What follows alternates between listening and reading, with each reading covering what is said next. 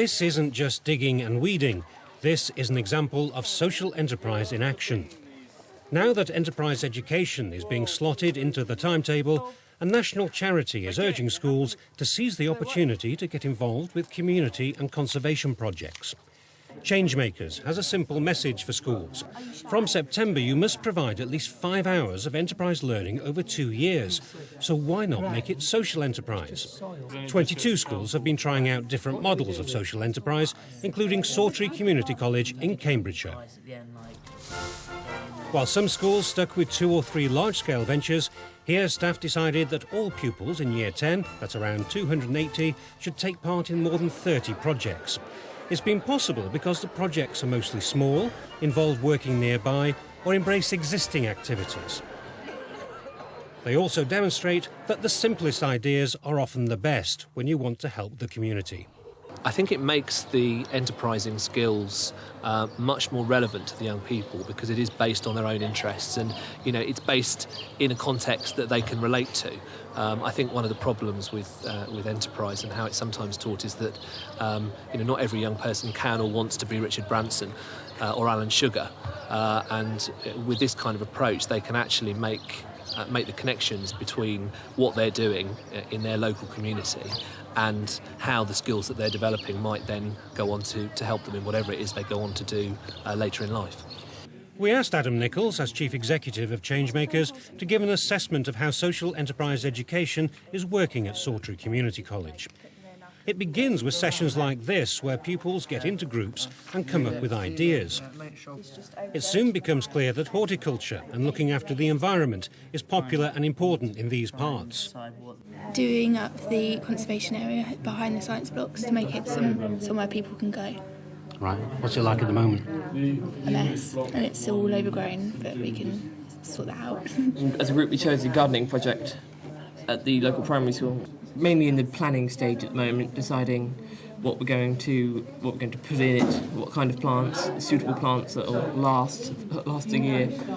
There's like very big pots over by the tech and science block, and we're going to be like de-weeding them and putting new flowers in and things to make it look a lot better. Why that particular project? Why did you choose that project? Because there'll be a lot of visible difference. Yeah, it will look a lot better for the school. For staff, it's a relief that all the pupils' plans are realistic. Did you get some really bizarre ideas? One or two. Go on.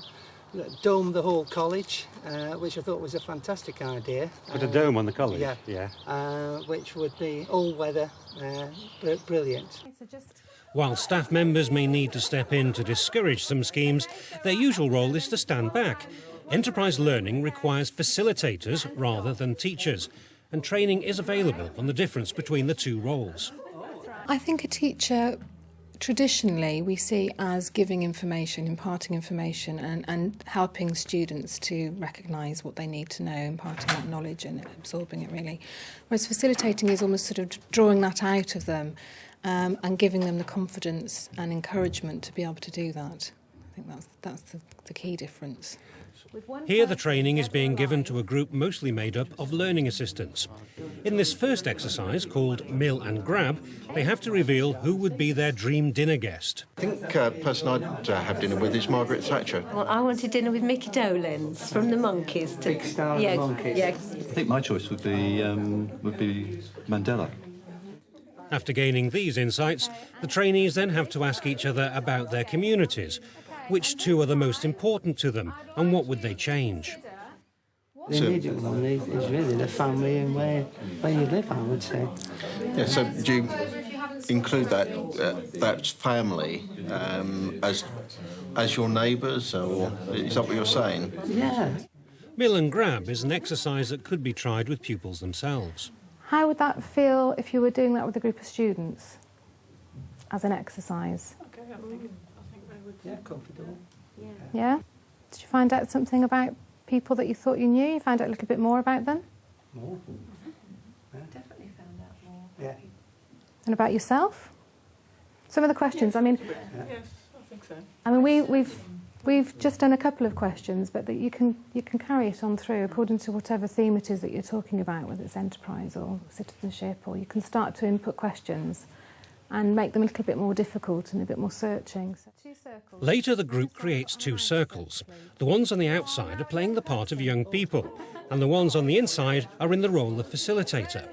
The youngsters must talk about a particular ambition, but they don't know that the person opposite has been told to be totally obstructive. So tell your teacher opposite you about your idea, what it is. What I'd like to do is climb Kilimanjaro.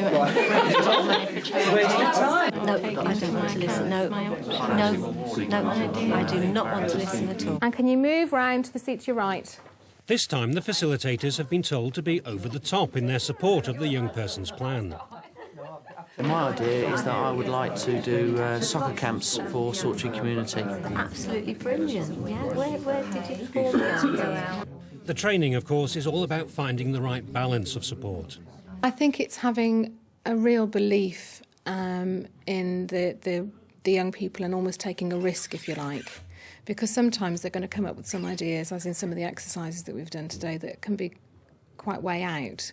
And it's recognising, I think, really that it isn't the end product that is the key thing. Whereas within education, within schools, we are always looking at they need to achieve a certain amount to be able to achieve. With the facilitation, we are looking at the process and the skills that young people can gain through that process. I thought it's very, very interesting, particularly the opening part, where you're trying to focus this on young people and get them thinking perhaps about some of the wider aspects of their life and community. You didn't feel a bit silly doing all that? A little, yes. A bit nervous, really, I suppose. But once you start, it's not so bad. Do you think it's beginning to show that there's a difference between teaching and facilitation, as it's called? Mm. Do you see the difference? Yeah. I can, yes, I can. As you say, it's all just sort of coming in new, and it's something that I'm learning. So yes, I certainly see that it's being brought in, and something that I've got to learn along the way. It's because social enterprise needs to be facilitated rather than taught that teachers are being assured that it doesn't require huge amounts of extra work. The teachers are in a very different kind of learning relationship and are playing, as I say, much more of a facilitative role. And I think that does enable them actually to give the young people more of a role in taking the lead and taking it on. But still, I mean, for going off the school site, they still have to be probably supervised, have to be risk assessments and so on. It's a lot of extra work. There's a lot of preparation, and I think that's the crucial thing. I think when the young people are actually involved in the activity that they're involved in, then it's really a fairly light touch that's required. This is the second and final year of the pilot schemes. Last year, Sawtry completed a similar number of projects, including one that answered the prayers of the vicar of St Helen's Church at nearby Folkesworth. The church had no water supply, a nuisance for people who wanted to leave flowers in the graveyard. After analysing the problem, pupils came up with this solution. Suddenly, out of the blue, the suggestion came they'd like to organise a project to provide a water butt for the church. So, yeah, all the initiative came from them. You know, people now can come and bring their flowers and haven't got to worry about water. They know it's there, nice, fresh rainwater to be able to put in the flowers. Back at the college, pupils are about to start on their respective projects within the school grounds. The Changemakers model of enterprise learning reflects the thinking of Ofsted, identifying a problem, followed by planning a project to solve it, and then the doing. It's the doing part that's about to get underway. These pupils want to create a conservation area in conjunction with the Woodland Trust. Meanwhile, at a nearby flower bed, the other group is getting to grips with clearing the ground and already learning how to resolve differences and pull together. Why are you taking it out? It says we are, it's root, it's dead. It's dead. It's not dead, it's got flipping green things on the end. It's still dead. That means it's alive. Oh yeah, but it's not going to work, is it? Because it's just hanging out. Go on, pull.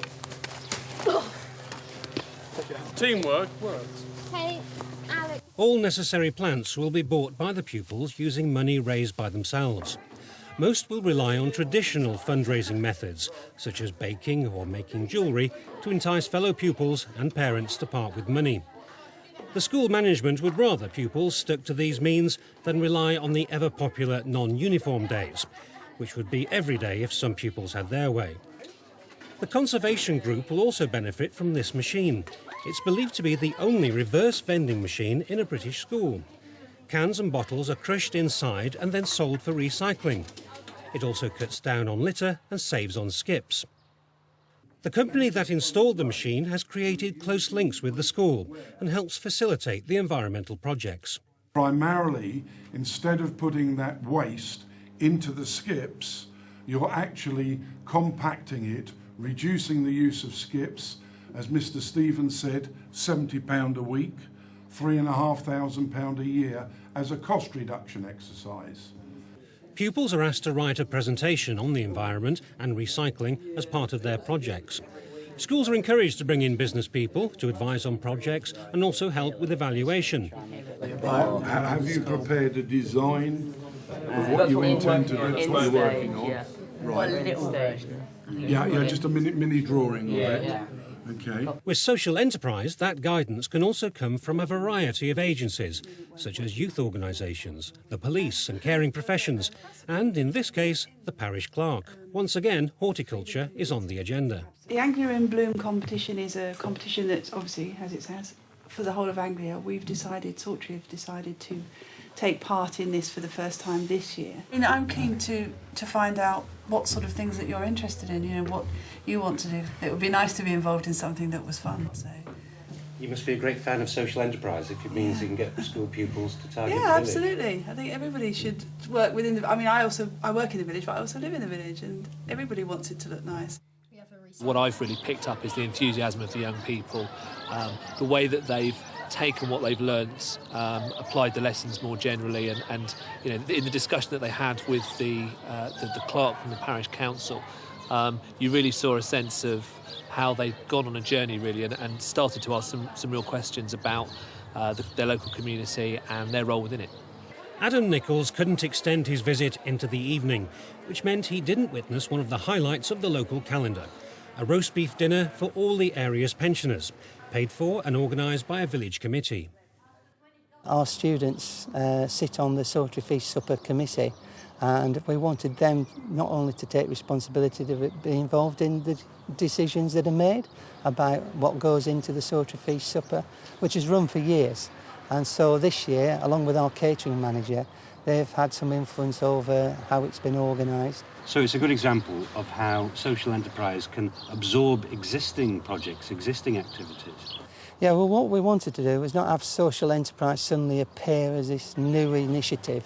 What we wanted to do is say, look, what are we already involved in, and how can we adapt these activities that have involved citizenship and a whole range of community projects and build on that as a valuable resource to then develop into social enterprise.